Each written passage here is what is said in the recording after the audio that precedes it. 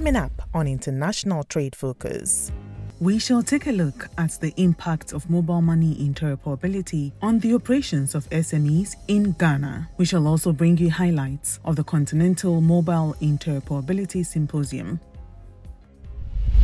Hello, this is International Trade Focus. My name is Anna Spew. On this week's episode, we shall delve into the crucial role of mobile interoperability and payment systems in enhancing international trade. Now, from local markets to global transactions, mobile money has revolutionized the way businesses operate, especially for small and medium-sized enterprises. In this episode, we'll explore how seamless mobile payment systems are driving cross-border trade and supporting SMEs and contributing towards Ghana's economic growth. We'll also bring you insights from the Continental Mobile Interoperability Symposium, where industry leaders and policymakers discussed the future of digital finance. Stay tuned as we uncover the transformative power of mobile interoperability in boosting international trade. International Trade Focus is brought to you by Gold Good Energy, ADB, Truly Agric, and more. Public Elegance and Pediasi Valley Resorts. Stay tuned. This episode promises to be insightful.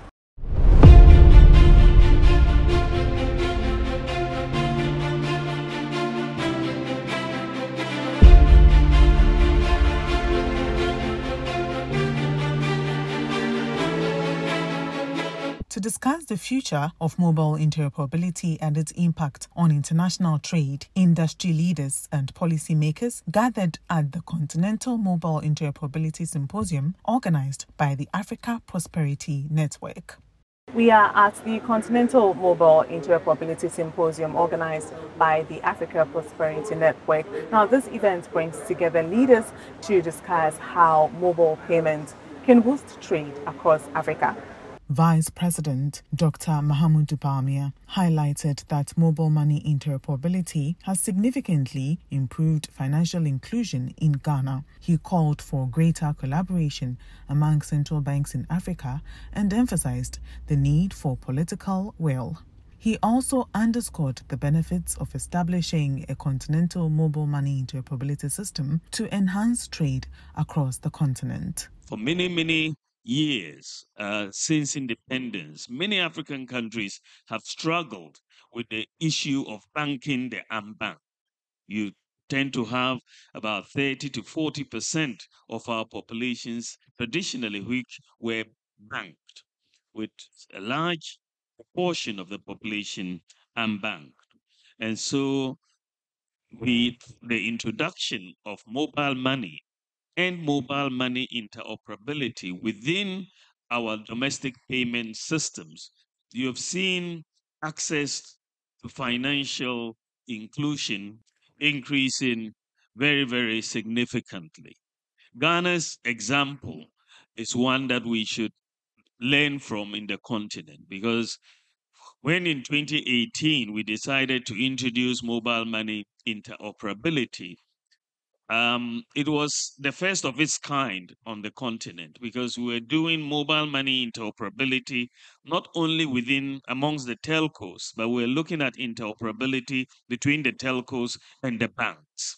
That is the unique feature of Ghana's mobile money interoperability, and therefore everybody came on board, and that really has allowed Ghana to have the fastest growing mobile money market in Africa, but also to be the number one in Africa in terms of access to financial inclusion. So when we think about scaling up mobile money interoperability to the entire continent, I believe that doing so will get at the benefits of a payment system without necessarily having a common currency. The idea of a common currency, which came in 1963, has really been overtaken by the digital payments age. That today you can think about the mobile money as a common currency if we make it interoperable. Making mobile money interoperable allows our citizens across the continent to trade seamlessly. We can work towards mobile money interoperability at the continental stage. And therefore, we should move away in this regard from the macroeconomic convergence criteria to digital payments convergence criteria. This is where the West African Monetary Zone, WAMI, and all of those institutions that we have set up should start thinking about what would it take for our countries to be able to have mobile money interoperability. What convergence criteria are necessary? For me, these are not difficult because what we can do domestically, we can do internationally. I think that we have the know-how, our fintechs are very sharp, and we can get this mobile money interoperability at the level of the continent done.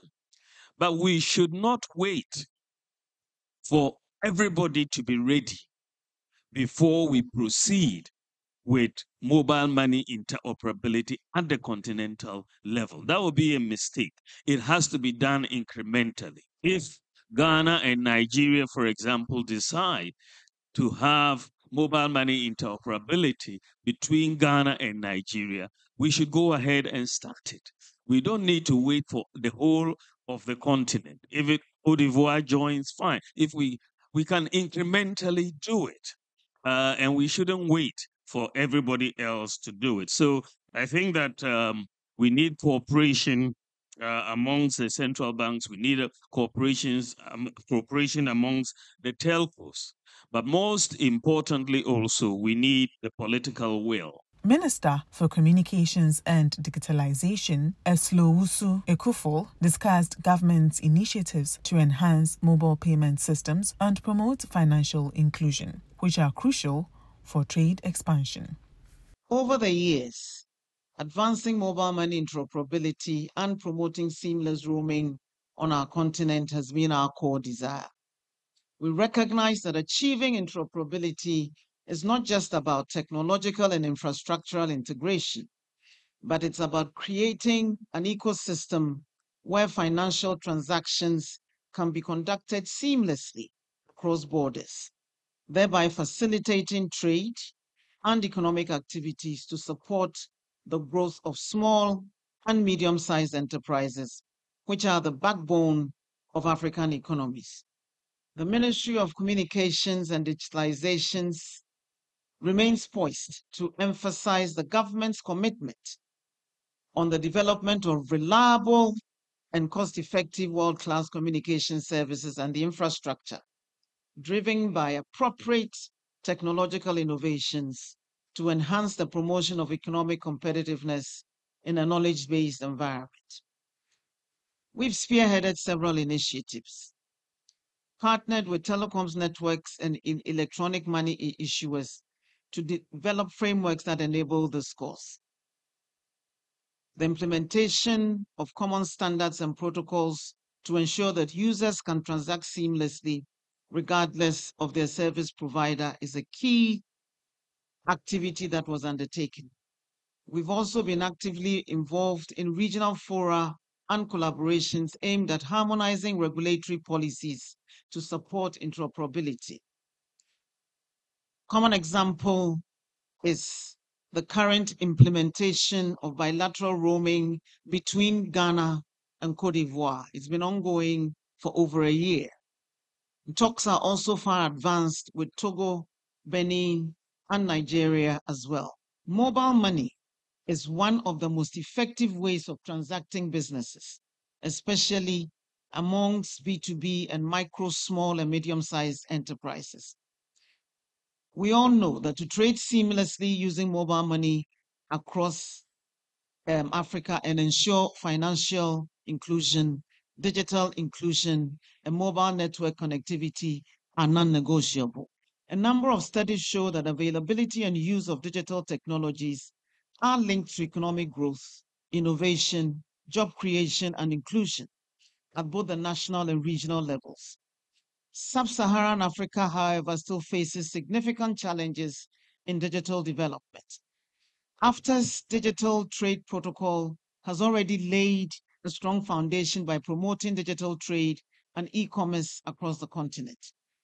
The protocol emphasizes the need for harmonized digital payment systems and supports initiatives aimed at enhancing digital financial services. All these are efforts crucial to reduce trade barriers and foster economic integration. I want to emphasize the critical role of the AU member states. It's imperative that we make mobile money interoperability a core mandate in our efforts to boost intra-African trade. The success of the Continental Free Trade Area depends on our ability to facilitate smooth and secure financial transactions across borders.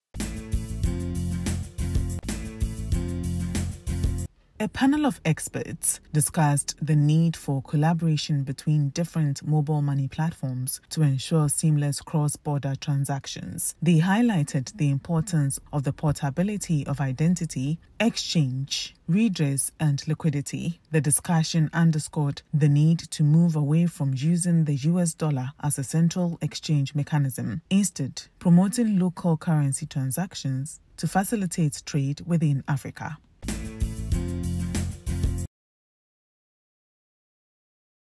Where are we when it comes to accelerating interoperability in Africa? Last year, there was an initiative that was launched called 15.5, which is a campaign focused on helping African countries who have signed on to the Africa Continental Free Trade Agreement to share learnings and be able to advance in that.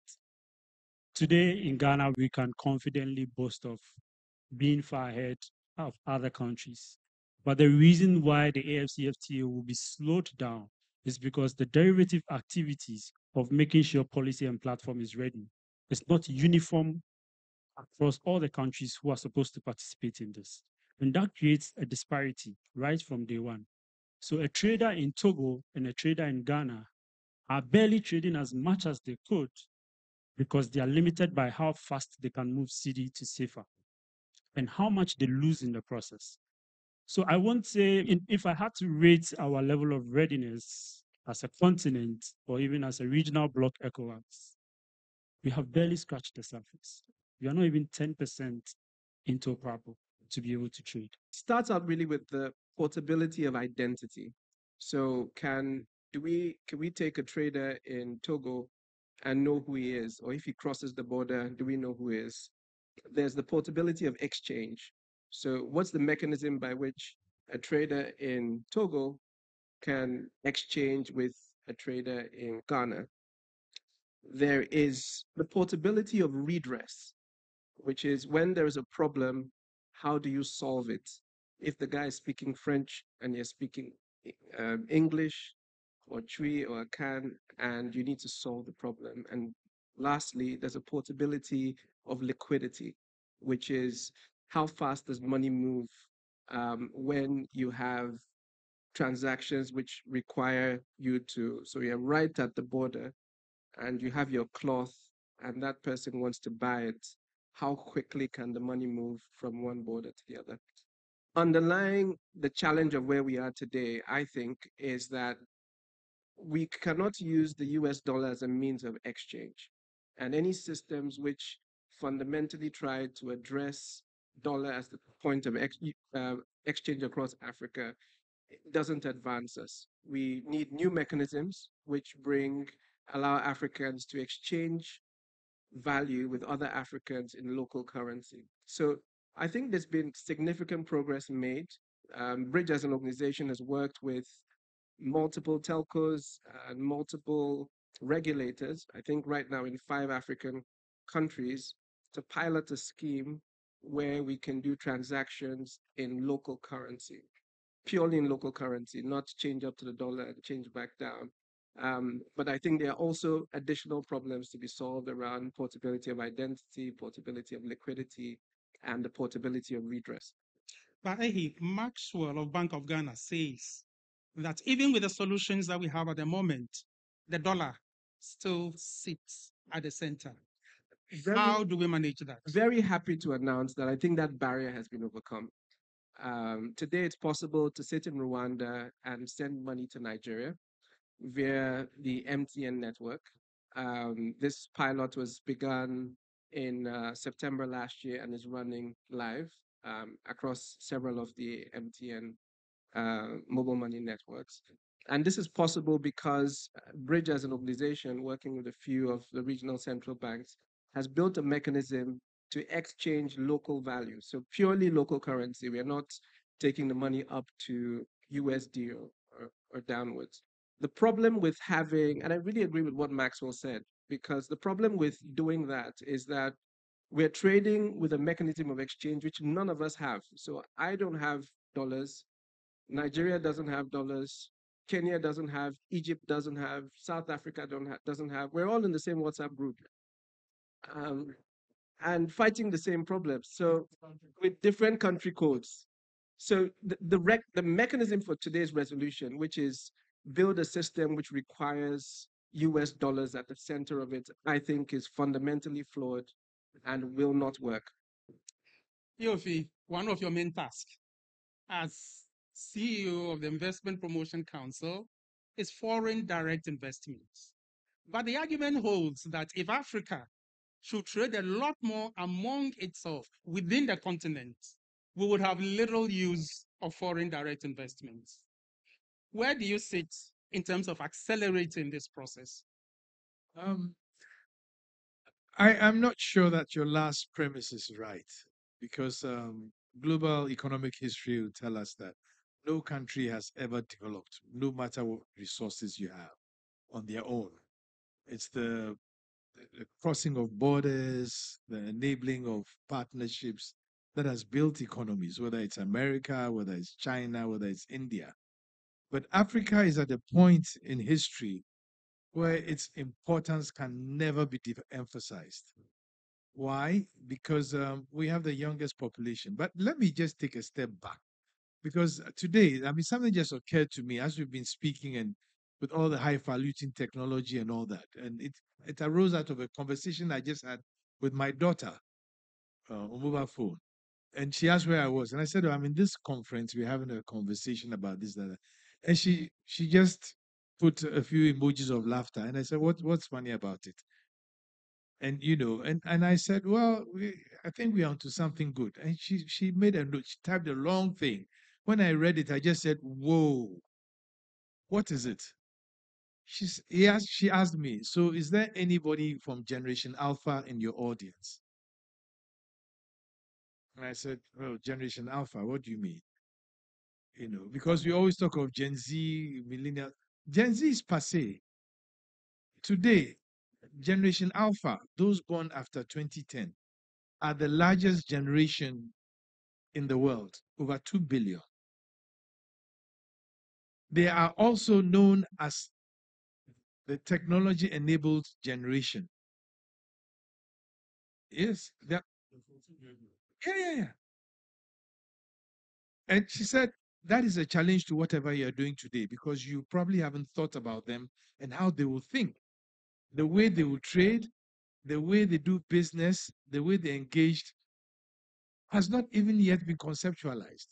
So what do you think you guys are really doing? You are doing stuff for yourselves today, but you are not the future. The future is Generation Alpha. And I was like, oh, come on, get out of here. But the truth of the matter is that when you look at Africa, Africa is the youngest continent.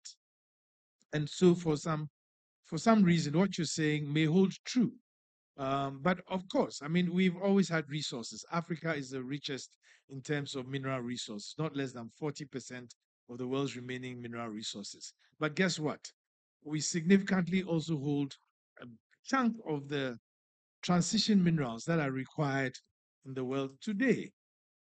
90% of the world's platinum, 90% of the world's cobalt, 90% of the world's chromium, copious quantities of the world's lithium, sodium, salt, copper, zinc. But then what beyond that? We've always had it. We haven't exploited it. And the reasons are, of course, a reason of history, how the continent developed. But we are past that. We have to go on. And that's one thing why Africa is the most important continent in the world today. Secondly, our population, currently 1.4 billion. By 2050, to be 2.6 billion, 1/4 of the world's population. By 2100, Africa will be 1/3 of the world's population. But the significant part of that is that 60% is under the age of 30. Now, what does it say to the business person or to the trader or to the AFCFTA? That is a consumer market waiting to happen. Not only that, it's also the world's largest pool of potential human capital that will change the world. The optimization of whatever sector you were operating in before the regulator came actually happens when the regulations come. Properly done regulation, properly administered regulations, independently run. And that's, for me, listening to the session today, wonderful session, by the way. I've learned so much. Africa has done a lot, but we've done it in a very amorphous way. I heard the phrase leapfrog a number of times. And leapfrog is a good thing, but then as you're leaping, you're carrying along with you certain things that you need when you land. And so where you would find that 80% to 85% of Africa's countries now have digital IDs, digitally convertible national IDs. It's an important part of interoperability. You find that most of the big cities now in the continent have at least one data center. So it's a huge part of your infrastructure. So there's lots to be proud of. PAPS as an idea is something to be proud of, although I have views on that, which I'll share in a minute. But to go back directly to your question, in Europe, and I was pleased when I heard it earlier on, in Europe, the EIF was the gospel for organizing their interoperability, the European Interoperability Framework. So there's a framework that needs to actually come in very soon. We can't avoid it. We can't leapfrog framework establishment and formation. Fortunately, and Dr. Okmo talked about it, Article 16, he didn't mention that, enjoins all states to promote interoperability, payment interoperability. We have an incongruous system where goods are moving fast across Africa because of our payment industry. The industry entrepreneurs have put into payment. They're moving faster than people can move because visas can't let me get to South Africa without going through 12,000 hoops. And you can't come into Nigeria from South Africa without using the same 12,000 hoops. So we've got that incongruity where human beings are not being able to move as fast as. So we need a good framework.